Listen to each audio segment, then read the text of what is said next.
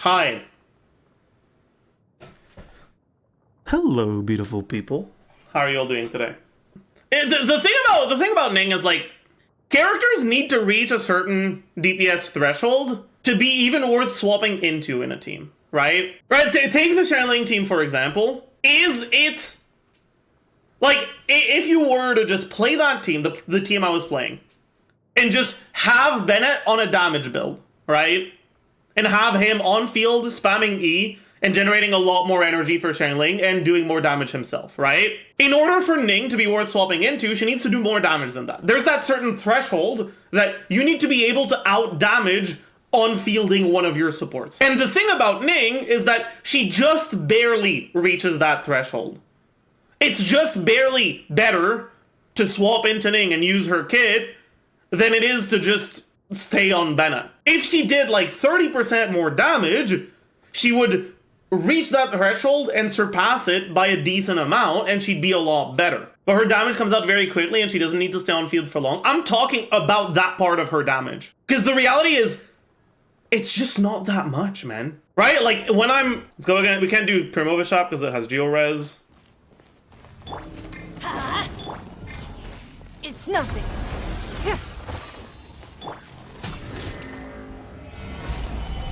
Let's light it up. Teamwork is... Right? You swap into her... Give up. You get this, about 30k. Then this, about 100k. And then this, about 60k, right? Don't waste my time. So you're getting about 200k damage, a little bit more maybe, right? Now, obviously, I'm not fully maxed out on talents and stuff like that, so about 250k, right? If you're actually leveling her talents all the way and using her on a two-piece set, right? Are you not normal attacking? I mean, you could do that, but that's even more time you're spending on field, and your DPS while you're doing that is even lower, so the issue would be even bigger, right? Now, in terms of how much time it takes, well, if I try to do it without wasting any time, right? Without looking at the damage, right? Submit. Give up. I swapped back to Bennett. He had about 8 seconds left to his burst, which means I spent 7 seconds of field time for all that damage. Even if we're generous and we assume, okay, you give her the new Geo set, that's going to be a bit better on her. She's like really well invested. Maybe you get like 300k damage over about 7 seconds, right? That's about 40k DPS from her during that time. All right. The thing is, when you look at character, like if you were to just spam shit on Bennett, you'd get maybe 25k DPS from Bennett, but you'd be able to replace this. Oh, fuck. I didn't mean to aggro it. You'd be able to replace Ning with an off-field character that does maybe 10k. Plus, you'd be generating more energy. Right? And that's why I'm saying, right? She's just barely reaching that threshold where it's a bit better to be in to actually swap into her if she's on your team than it is to stay on your supports. And the issue is, like, well, if you stay on her for even longer, well, her DPS when she's using normal attacks and charge attacks with like the default stuff, right, without the C6 buff after burst, is a lot lower than her DPS while she's doing fucking EQ charge attack E, right? Which means that the issue is exacerbated even more. It's even more present. It's even less worth spending time on her over on another character. Now, because Navia is fairly similar to Ning in terms of how she plays, like, that's why I'm talking about this. It's because with Navia, what ends up happening is you do actually reach that threshold, and not just barely reach it. Like, you do a lot more damage than Ning, while also having that, like, front-loaded front-loaded, like, nature to her damage. And it is actually worth swapping into her over just staying on your supports. The reality of it is she has a similar issue to Diluc, where because it's just barely worth actually spending field time on her when you're building teams around her, then it's going to be significantly better to just replace her with another support and on-field your Bennett, right? Diluc has transformative reactions. Diluc's DPS is actually a bit lower than Ning when you look at his actual field time, but he can maintain that DPS for longer than 7 seconds. Like, if you're looking at damage per field time that Diluc does, assuming you stay on him for what his rotation would call for, you'll stay on him for longer than you would on Ning, right? But like, okay, let's actually do a proper calc, right, of Ning's damage, right? If you just look, so base attack, attack percent, flat attack, total attack, damage percent, crit value, crit multiplier. We're gonna simplify this shit and just have one piece of damage percent, because this is not the pre-release, I'm just expressing some thoughts right now. Effective attack, motion value, damage. Right, so base attack, Ning, 212. What weapon do we give her? Even if an antique is priceless, the happy... Flowing Purity, maybe? Flowing Purity, and we assume that you actually proc it. I think that's like the best way we can try to be fair about this. I don't know. It's just because Catalysts don't have a Serpent Spine, right? And not everyone has Battle Pass, so the comparison's going to be different for everyone. So it's Lost Prayer, nah. Definitely don't want to do that. Or maybe we just do Widsith. So 212 plus 510. Attack percent. Let's say you're doing R5 Widsith, right? So 46.6 from... and we're gonna do just like in a team with Bennett, Zhongli, Shangling, right?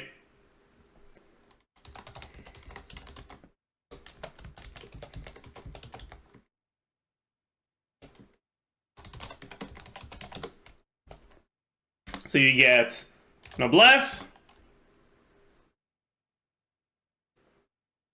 TOM. Let's say we're not getting a Petra, because it's kind of cringe to do. Power Resonance, and then maybe some substats. Flat attack. Let's say you're getting 1,000 from Bennett. And then total attack. I'm fucking cornge. Okay. Then Navia. Okay, right, and then we have to add the attack buff from Widsith. So it's 120%, but you only get it a third of the time, and you only get it every other rotation. Not even. Your uptime for this is so bad, isn't it? Let's say it's every third, whatever. So it's 120% divided by 9. It's not exactly accurate, but good enough. Now Navia base attack is 352. She gains 20% attack from her passive. I guess we can put them both on the new crystallized set, right? No, we shouldn't. Yeah, we can. Yeah, we can. So it's 18% attack from that. Navia on Serpent Spine, Ning on Widsith R5. R1 Serpent Spine. Okay, damage percent. Geo Goblet. Set bonus. It was buffed, it's 50% now. What else? Geo Resonance. Ascension. And then Widsith, which is 96 divided by 9. I think that's it. Why does it do this shit sometimes, man? Walking through screen, yeah, let's assume you get the walking through screen reliably, sure. Right? Now you look at Navia, you get the same thing here, this 24%. What's that from? That's Ascension. She doesn't have Geo Ascension, right? Yeah. She doesn't have Widsith either. Oops. She doesn't have Ning's Crane, but she does have Serpent Spine. She also does get this up to 45% damage. Let's assume on average 30.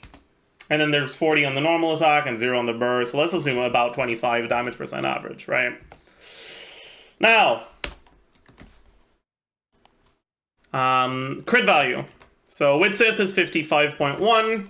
So you start with 60, 66.2, 55.1, and then 20 roll of crit. Now, Navia starts at 98.4, 62.2, 27.6 times 2. And then let's say, because she has some ER requirements that are arguably a bit higher than Ning's, maybe not even really, like that's the thing. But let's be generous towards Ning and assume that you get less rolls of crit on Navia because you need to go a little bit higher ER. Let's do like 17 rolls. Right? This square divided by 8 plus 1.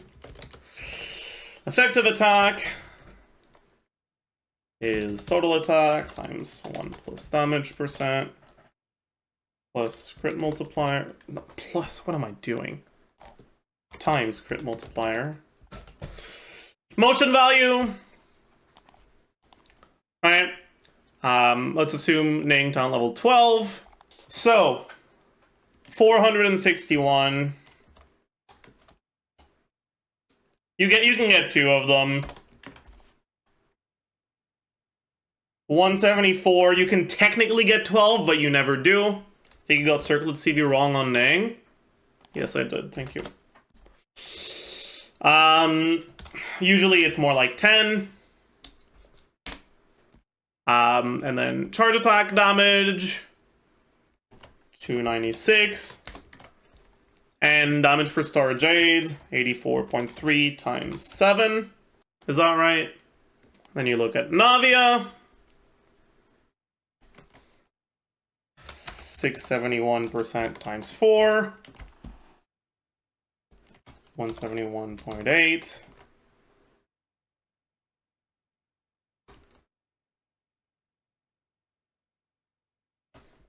$158.9, 4.1 times 3, 245, 27.73.4 times 16. Now, this isn't exactly a fair comparison, right? Because at the end, yeah, I mean, I guess, yeah, we can reduce the attack a little bit because her burst isn't snapshot, so let's say about 20% of her damage doesn't benefit from it, sure.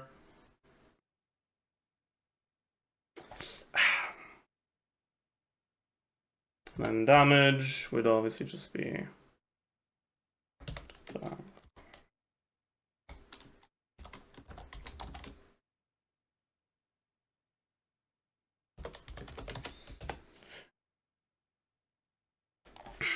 right, this isn't exactly a fair comparison, but this is what they do, assuming that on both of them you do more or less 20-second rotation, or you spend about 7 to 8 seconds of field time on them. Right? Now, if you extend that field time, Ning can catch up a little bit because Navia's lack of actual damage past her 4-second Geo Infusion means that her damage falls off a decent amount. The thing is, that's not a good way to spend your field time. You don't want to spend that field time on a character that's doing like 25 to 30k DPS. You'd rather spend it on something else. Batterying your team, setting up your next rotation, stuff like that. Right? And that's why this is the comparison I'm using. Because if you want to use them optimally, that's kind of what you end up doing. In teams like this, at least, right? Doesn't Navia have 8 seconds of field time since she has 2 charges with her skill? You don't really want to keep normal attacking for after the second one. I mean, you can, right? But, like, you don't need to. It's kind of just a thing you can do. You can also set up a 3E DPS window where you stay on her for about 9 seconds, and then you can get a third E. and do like 27-second rotations. But like realistically, you kind of just want to spend about 5 seconds of field time on her. And then you also want to set up your burst before you actually get into her field time, so it's about 7 seconds over your rotation. Right, but effectively, right, you're like Ning, but with like 60% more damage. If this is the way you're playing her. And without the jank, right? Because if you actually do play Ning, you'll know. Boss hitboxes move and vary in size and do a bunch of weird shit all the time. And that breaks her wall so often, and it's fucking cringe. And that's without talking about the fucking auto-targeting bullshit, especially when you're in AoE, right? But yeah, like, the thing is, like, this isn't bad, right? If you're looking at the damage, the DPS you gain while you're on field, right? It's about 7 to 8 seconds. Let's be harsh and, like, look at, like, about 8 seconds. This is pretty good, right? For your field time while you're on field. Now, obviously, when you look at over the whole rotation, it's not as high, right? This is the DPS that she contributes to your team DPS. This is how much DPS she's doing while she's on field. Both of these numbers matter in different ways, right? This number needs to be high enough for it to be even worth swapping into her. And the other number needs to be high in, like, it just need the higher it is, the better. I mean, both numbers, the higher it is, the better. But this one has an actual benchmark where, like, if it's not higher than this, then it's just not that good. And if you look at that number for Ning, it's a lot worse, right?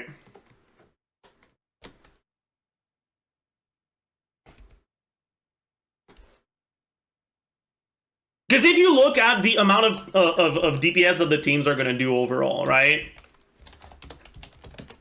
The Navia team is going to do 10k more DPS, which is going to bring a 40k-ish DPS team to a 50k DPS team, which isn't, like, that insane of a jump, but it does make a difference. And you don't have the jank. Anyways, Helene still does more than half of the damage in this team? No, she doesn't.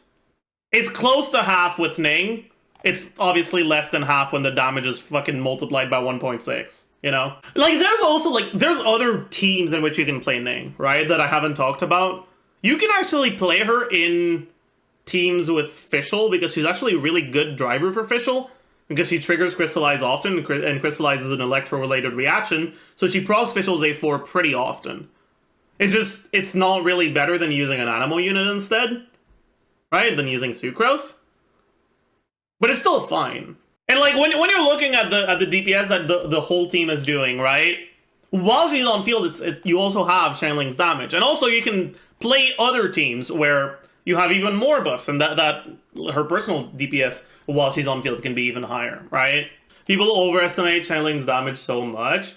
I don't think they do. Maybe in monopower teams to some extent, but people saying Shanling does more damage than Navia in teams where she doesn't trigger reactions are insane. Yeah, like, she obviously doesn't do more damage than Navia in those teams. But she does enough that in a lot of situations, she's better than running almost every other unit with Navia. Is she better than Eula? Navia? Yeah, definitely. Because, like, we can do the same calc for Eula, right? Her base attack is 342, a little bit lower. Attack percent, you don't gain this part, which is Navia's passive, but you have all the rest. Flat attack, I mean, what team are we playing with her? I mean, we kind of have to put it in the same team, because otherwise it's not really a fair comparison. But also, we kind of can't. I don't know. Lose 18% from that artifact set. Pale Flame also has 18%. Same team with Superconduct is randomly there, but you can't get Superconduct unless you're ditching Zhongli or... I mean, I guess you can ditch Zhongli, right? Let's say you do ditch Zhongli, and you get an Electro unit instead. Let's say fucking TOM official. You also get 50% damage. What was this from? I definitely don't get this. This is Serpent Spine. This is Geo-Resonance, so you don't get it. But you do get 58.3. because physical goblets are higher. And is that it? Maybe that's it. Oh. Yeah. This is the same. And then motion value 164.9 plus 171.9 plus 104.4% times 2 plus 206.9 times 2 plus I'm too lazy to do a part with fucking cryo damage, so we're just gonna assume that this shit is also physical damage and benefits from the physical damage bonus, because I fucking CBA. 249 plus 418 plus 163 times 2 plus 418 plus 674.3 plus 137.8 times 14 stacks, let's say. Right? And it's fairly similar damage to Navia. Except the field time is a lot longer. Right? Unless 12 stacks at C0. Is it? I don't know. This is not information my brain cares to remember. 14 was with Mika? I see. I mean, either way, right? It's pretty similar damage to Navia. But it's taking a lot more time to do. Right? Did you include the res shred? Yeah, it's the same amount of res shred. You're losing Zhongli and Geo Resonance, which is 40% shred. Oh, actually, no, it's a little bit more, because you get the endless stuff. I forgot. Wait, this isn't supposed to be 1.1. It's supposed to be 1.15. My bad. Yeah, and I'm turning her cryo damage to physical, which isn't exactly how that shit works. How much is it again? It's 24, so 1 point. It's minus 54, so that's 2.27. Yeah. And like, this is with the assumption that she could realistically work without a battery, right? Because this team is we're replacing Bennett for sorry, we're replacing Zhongli for Fischl. There's no cryo unit in here. You need a cryo unit in here. So you're gonna lose either Changling's damage, which is a pretty fucking big deal, or Bennett's buff in order to get that battery. Like, this is very, very generous for her. And fuck, 10 seconds field time for her is also fucking generous. Right? Like, that's... And 8 seconds field time for Navia is a little harsh on her as well. The point I'm making with this isn't like, hey, this is exactly how much worse she is, right? No, it's just... Eula has... If you just look at overall how much damage they're doing, Eula's damage will be fairly similar to Navia's damage. But Eula has much more team building, like, warp, right? Like, she warps your team building by forcing you into a battery. And the cryo batteries tend to not do that much in her teams, right? Navia also kind of wants a battery, but can get away without one a lot more easily. And the Geo batteries that you have also tend to be a little bit more useful overall. And they do fairly similar damage, but Navia does it in a much shorter time. Which means you have more time to do things for the rest of your team, which gives you more freedom in terms of which units you want to use on the rest of your team, right? And so these fairly similar, I mean, with these, if we were to do more realistic assumptions, the numbers would be basically the same, maybe Navia even a little bit ahead. But like that doesn't mean that doesn't actually mean that Eula is as good, or that Navia is as bad as Eula is, right? Again, it's a matter of reaching certain thresholds. Eula's numbers are just, unfortunately, very similar to Ning, just barely able to reach the thresholds where it's worth spending the field time on her. And that's not good enough for like the actual meta teams. It's fine if for just clearing Abyss and like if you're a more casual player, or if you're a meta player who doesn't care about playing the most optimal teams, there's no issue with that, right? Like this is still more than enough damage to clear Abyss. But especially when you start factoring in the potential gameplay issues that she has, it starts becoming a lot more like, yeah. Whereas in Navia's case, she doesn't have those same gameplay issues, and she does her damage in a shorter period. And like also, right, another thing I haven't really mentioned is usually you kind of want a battery during the downtime and sometimes swap into her. And in the Navia field time, I included using her burst at the start of the rotation. If you just look at her actual uptime while she has buffs, it's closer to like 5 or 6 seconds. Right? With 2 normal attack strings and 2 skills? No, 1 normal attack string and 2 skills. I don't think there's much of a point to doing 2. Because basically what ends up happening is you start your rotation with your burst, you generate crystallizes and stacks on her E from the burst passive, right? While you're setting up the rest of your buffs. When you swap into her, she already has a bunch of stacks. You can use your E instantly. Then you normal attack 4 times. Or I guess maybe N3 dash N2. I'm not sure which one is going to end up being better. You do another E, and then you swap out. Because you don't need to do another 4 normal attacks to generate crystallizes for your next E, because you'll generate those from your burst on the next rotation. Right?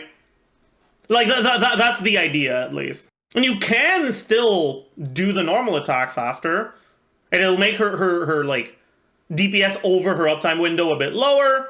It'll make her overall damage per rotation higher.